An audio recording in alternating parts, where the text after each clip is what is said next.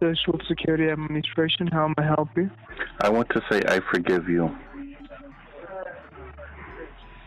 Thank you very much. I'm serious, sir. I really mean this. Because I understand that you have a job to do. But I pray that the Lord will bless you and your family.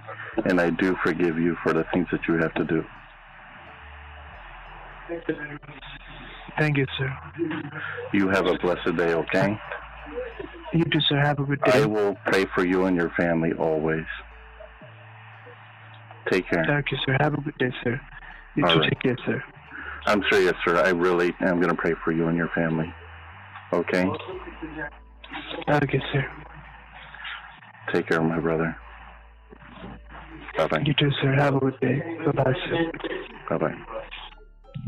Yeah, I was the one that had that phone call that you guys heard, the recording about the Social Security Administration, and I get the phone call all the time, and there's times where it gets a little frustrating, and I'm sure it gets little frustrating for everybody else.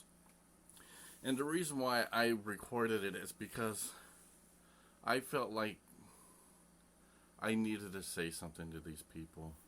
And I prayed before I even talked to the person, and I said, you know what, Lord, tell me the right things to say to this person so that I might say the words that you want me to say and not the words that I want to say. So guide me whenever I go to talk to this person so I say the right thing. And I knew it was the Social Security Administration because it's that bogus phone call that we always get. And I said, okay. I went to answer it. And this is how it turned out. I told the guy I forgive him.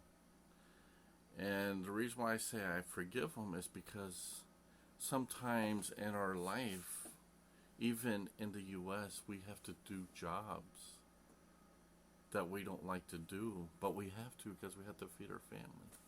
And I'm not saying what he is doing is right. Don't think that I'm saying what he is doing is right. Just totally take that out of your mind. What I'm saying is that I forgive him that he has to do this so he can do better. And I was thinking too, whenever I get off the phone, is that, you know what, that man, he could be a father. He could be a husband. He could be a son. And even a grandfather, you never know. And whenever he went to work that day, you never know, he probably kissed his wife on the forehead and said, okay, hon, I'm going to go make some money so we can eat today. And you never know, that might have been his only job for that one day. And that one job actually fed his family.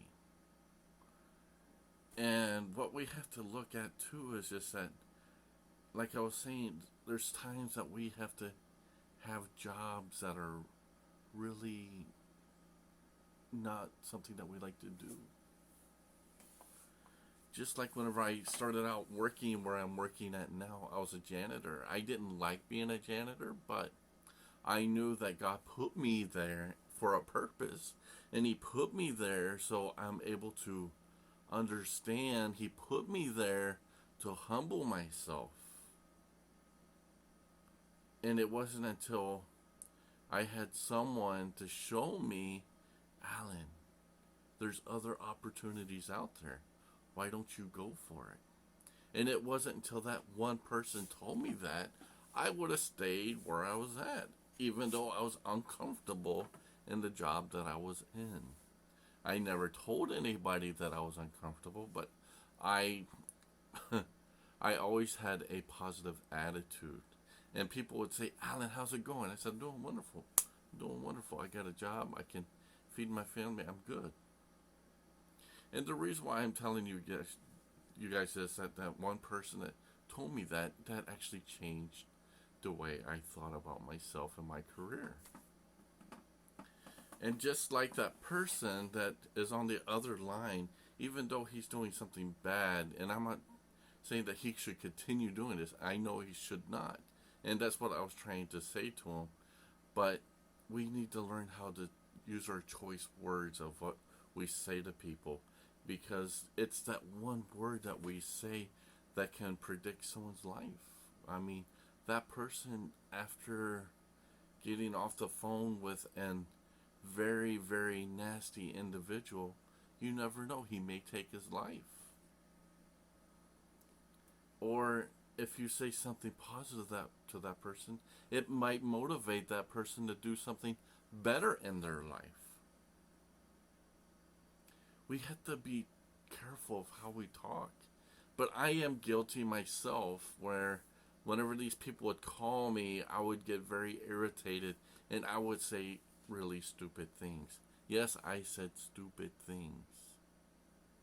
But it wasn't until I prayed about it and I said, Lord, guide me, show me the way. How am I supposed to approach this? How am I supposed to do this? Lord, I really need to know. And the Lord has taught me how to have a humble spirit about me whenever I'm talking to the person on the phone. And I'm sure after I get off the phone with that person, that he probably had a different perspective on what he's going to do in his life. He probably has it now, says, wow, you know what? There's actually somebody out there that cared about what I say, what I do. And is telling me, you know what, I think I should do something better. Because he would never said, thank you very much, if he did not understand what I was trying to tell him. Because there's times, like I said earlier, in our life that we are doing jobs that we're not really wanting to do, but we have to feed our family. And there's times that people have to do desperate things for desperate measures. And it's sad to say that some people have to turn to something that's so evil. Why would you want to lie to someone and tell them that you're a part of some organization and you're going to sue them, you're going to arrest them, you're going to do this, you're going to do that, and sleep at night? But it takes somebody like yourself and like myself to say, you know what? There's other things out there. Why don't you explore them? And I forgive you that you are doing these things right now. Why don't you stop and do something? And you'll be surprised of how them words that I spoke, it's going to speak volumes to him. It's going to speak, wow, you know what? I am going to do better. I am going to do this. I am going to do that. Alan motivated me. I never told him my name. And I never tell my name whenever I'm on the phone with them. But on previous conversations that I've had with the Social Security Administration that they claim that they are, I would make fun. I would say stuff that was ridiculously stupid. And I regret saying that because I'm making fun. And whenever you make fun, like I said, or you say something negative, it's really going to have a negative impact on their day. It's going to have a negative impact of how they think about themselves. They're going to think, oh, you know what? I don't think I'm a good person now. Because how would you like it if you're doing your job and then all of a sudden someone out of the blue, whenever you're trying to explain to them what you're doing, they start cussing at you because they don't agree with what you're doing? Instead of them telling you, hey, you know what? Why don't you do this? Why don't you approach it this way? Why don't you approach it that way? Have a kinder, gentler mode of talking to people. Whenever you don't know what their situation is, but you know that you can change or even enhance it to be a more positive situation. Or if you say something negative, you can make it a more negative situation, and then something really bad could happen. Something really bad could come out of this, and then it would not be nice. And there's no winners in bad situations. Don't let your negative be bad. I mean, your negative be good and your good be bad. Learn to have a compassion about you and be more sensitive to the people that's on the other line. And explain to them, say, hey man, why? Or just say, I forgive you. Find another job, dude. Find another job. I know that you can find one because you have the gift of speaking. You have the gift of talking to people. Why don't you utilize it to talk to someone and motivate them and show them that you care?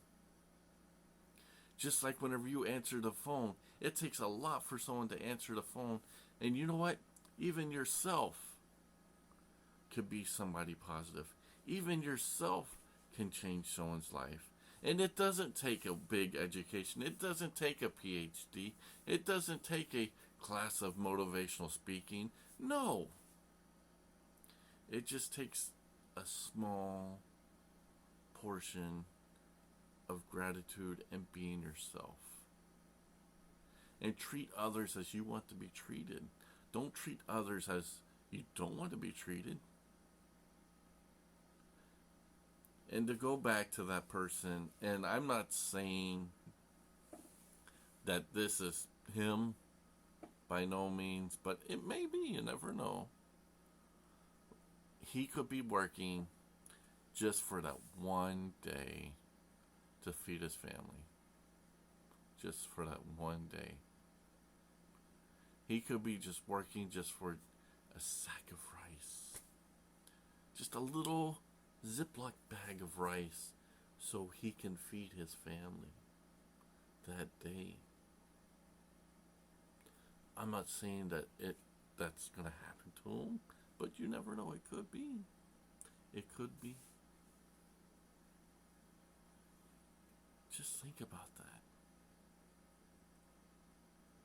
The next time you answer the phone. Okay? Take care, buddy.